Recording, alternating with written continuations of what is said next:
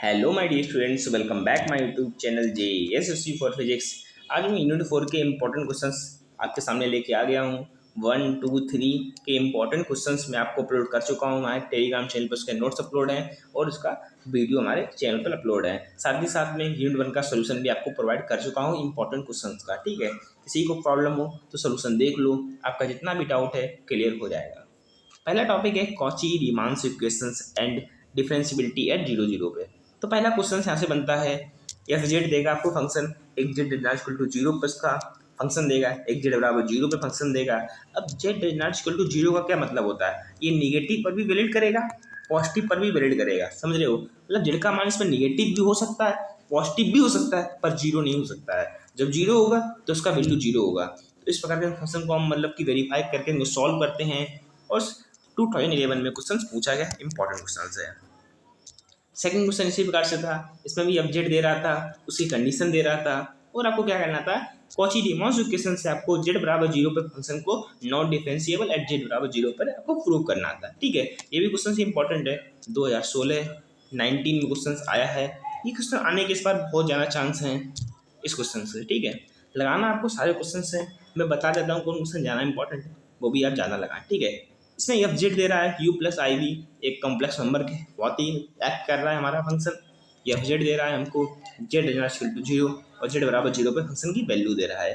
क्या करना है आपको, ये कंटिन्यूस है, कॉची रीमान इक्वेशन से आपको सेटिस्फाई करना है origin by this 0 does not exist, ये आपको प्रूव करना है। पहला आपको प्रूव करना है कंटिन्यूस है, दूसरा आपको करना है बाई डैश एफ डैश 0 पर ये एग्जिस्ट नहीं करता है। ये क्वेश्चन काफ़ी इंपॉर्टेंट है, इसका सोल्यूशन आपको क्वांटम में भी मिल जाएगा। यदि आपको वहाँ से ना समझ में आए तो यूट्यूब पर भी सर्च कर सकते हैं, यदि आपको वहाँ से भी समझ ना आए तो मैं अपने यूट्यूब चैनल पर इसको अपलोड करूँगा, तब आप देख सकते हैं। ये 10 है, 15 है, 17 में काफ़ी बार पूछा गया है। नेक्स्ट क्वेश्चन फोर्थ क्वेश्चन में लिया हूँ एक क्वेश्चन, ये भी क्वांटम, इसका सोल्यूशन मिल जाएगा। काफ़ी इंपॉर्टेंट क्वेश्चन है, अधिकतर मैं क्वेश्चन क्वांटम के लेता हूँ, PYQ लेता हूँ। आपको पता है यार कि पिछली बार जो पेपर हुआ वो भी ऑनलाइन हुआ, उससे पिछली बार पेपर ऑनलाइन हुआ है, तो इसका प्रीवियस पेपर क्वेश्चन पेपर नहीं मिला है। अब जो ऑनलाइन हुआ तो प्रीवियस क्वेश्चन पेपर ऑब्वियसली बात नहीं मिला होगा यार। ठीक है, तो अधिकतर क्वेश्चन क्वांटम के, आपके क्वांटम के कुछ एक्सपीरियंस के क्वेश्चन हैं, कुछ BS ग्रेवाल के क्वेश्चन हैं और कुछ जेन एंगर के बुक के क्वेश्चन हैं, जो काफ़ी इंपॉर्टेंट क्वेश्चन हैं। तो मैं 2 बुक को फॉलो किया। पहला बुक हमारा जेन एंगर, दूसरा बुक BS ग्रेवाल, तीसरा क्वांटम। ओके, और चौथा क्लास नोट्स जो मुझे पढ़ाए गए। ठीक है, इसके बाद यहाँ से भी काफ़ी क्वेश्चन बनते हैं। देखो, सबसे पहला क्वेश्चन यहाँ से यही बनता है कि आपसे कहेगा डिटरमाइन द एनालिटिक एक एनालिटिक फंक्शन है, एफ जेड है, और आपको कहेगा कि एक रियल पार्ट, इसका ये रियल पार्ट है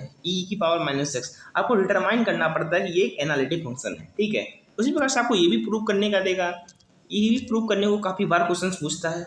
ये क्वेश्चंस काफ़ी बार पूछे जाते हैं आपको एग्जाम में। एक मामूली क्वेश्चन है और काफ़ी बार हार्मोनिक फंक्शन है, तो फाइंड कॉम्प्लेक्स ऑब्जेक्ट बताइए जब यू एक रियल पार्ट हो। ये काफ़ी क्वेश्चन पूछे जाते हैं आपके एग्जाम में। इसका एक और टाइप होता है, क्या कहेगा कि आपसे प्रूव करना है फंक्शन हार्मोनिक है, यदि आपका फंक्शन इस प्रकार के रूप में दिया गया है। तो ये भी काफ़ी बार रिपीट होते हैं और सारे क्वेश्चन सेक्शन बी में आपको 5-5 नंबर में मिलेंगे। ओके, ये देखिएगा, ये भी क्वेश्चन आपको 5 नंबर मिलेगा। बी दे रहा है आपको, तो ये भी फंक्शन होता है। जब बी दिया गया तो यू कैसे फाइंड करते हैं, ये सब मिलन्स थ्योरम होती है। ठीक है, तो ये भी काफ़ी इंपॉर्टेंट क्वेश्चंस होते हैं। ये बहुत इंपॉर्टेंट है, जब भी यू भी दोनों का कॉन्सेप्ट मिक्स कर दें तो 10 नंबर का क्वेश्चन आते हैं। मैं 2 क्वेश्चन को लिया हूँ और दोनों ही इंपॉर्टेंट हैं, आप इनको सॉल्व कर लेना। ओके, तीसरा क्वेश्चन भी हमारे पास है, ये भी इंपॉर्टेंट है। यू भी दे रहा है, आपको फाइंड करना है कि एनालिटिक फंक्शन है कि नहीं है। ठीक है, ये आपको फाइंड करना है।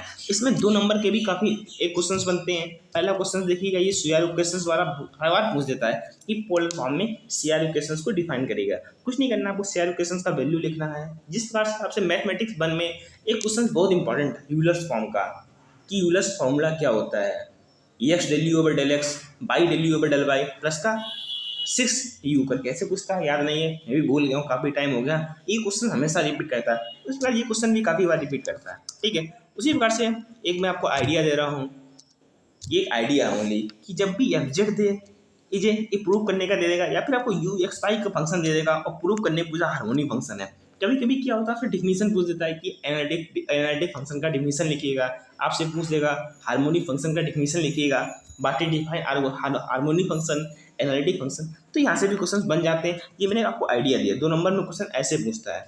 एक मोस्ट इंपॉर्टेंट टॉपिक मैंने सबसे आखिरी में इसको लिया है और डीएलटी में ये मोस्ट इंपॉर्टेंट है। यहाँ से एक क्वेश्चन 100% आता जाता है, ठीक है। मोबियस ट्रांसफॉर्मेशन से एक क्वेश्चन आते जाता है, इसको हम बाइलिनियर ट्रांसफॉर्मेशन भी कहते हैं, ठीक है। मैं ओनली 2 क्वेश्चंस को लिया हूँ, पर क्वेश्चंस कॉपी इसके हैं, क्वांटम में भी देखोगे कि बुक से भी आप पढ़ रहे हो वहाँ से भी क्वेश्चंस आपको काफ़ी मिल जाएंगे, ठीक है। तो वो सारे क्वेश्चन सॉल्व करने हैं, पर इंपॉर्टेंट क्वेश्चन 2 ही हैं। कुछ नहीं करता यार, ये वैल्यू को चेंज करता है, ओनली इस वैल्यू को चेंज करेगा, इस वैल्यू को चेंज करेगा, क्वेश्चन रिपीट करता है। क्वेश्चन आपको इसी फॉर्म में मिलेगा।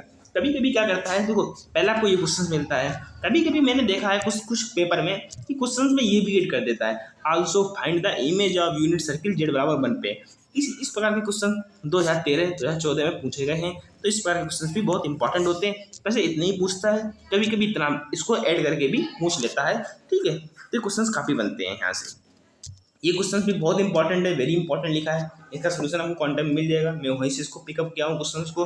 बोलता है find the billion transformation which match point आपको देगा, आपको ये भी पॉइंट देगा और रिस्पेक्टिवली देगा, ठीक है। इस पॉइंट के रिस्पेक्टिवली आपको ये पॉइंट देगा। ये क्वेश्चन इंपॉर्टेंट है, 2017-19 में पूछा गया है। तो ये थे हमारे यूनिट 4 के इंपॉर्टेंट क्वेश्चंस। पर मैं आपको बता दूं, आपको प्रैक्टिस सबसे ज़्यादा करनी है। आप सोच रहे हैं मैं इतने क्वेश्चंस लगा के मैं 100 में 100 ले आऊँगा, ऐसा नहीं हो सकता। आपको पता है पेपर आपका आस पास बहुत हार्ड लेवल के पेपर आ रहे हैं, आपको पता होगा। आपको प्रैक्टिस सबसे ज़्यादा करनी है। आपको इस क्वेश्चन से लगा लेंगे तो मैं इतना गारंटी दे रहा हूँ, आपका यूनिट 4 में कोई भी क्वेश्चन आएगा तो आप कर जरूर लेंगे। ये नहीं कि सेम टू सेम यही क्वेश्चन आएगा, यहाँ से आएंगे भी सेम टू सेम भी क्वेश्चन आएंगे, पर मैं उम्मीद करता हूँ सेम टू सेम भी नहीं आया तब भी आप क्वेश्चन कर लेंगे, क्योंकि आपको तरीका पता चल गया, आपको मैथड पता चल गया है, ठीक है। तो आप प्रैक्टिस करते रहिएगा, जितना अच्छी आप प्रैक्टिस करेंगे उतना अच्छा आपका मैथ में नंबर आएगा। सीधी बात है, मैथ आपका प्रैक्टिस मांगता है, तो आपको प्रैक्टिस करना पड़ेगा, ओके। यदि हमारी वीडियो अच्छी लगती है लाइक शेयर सब्सक्राइब कर दिया करिएगा। और मैं आपको कुछ नहीं आपसे चाहिए, इसका जो PDF है वो मैं टेलीग्राम पर अपलोड कर दूंगा, ओके। जय हिंद।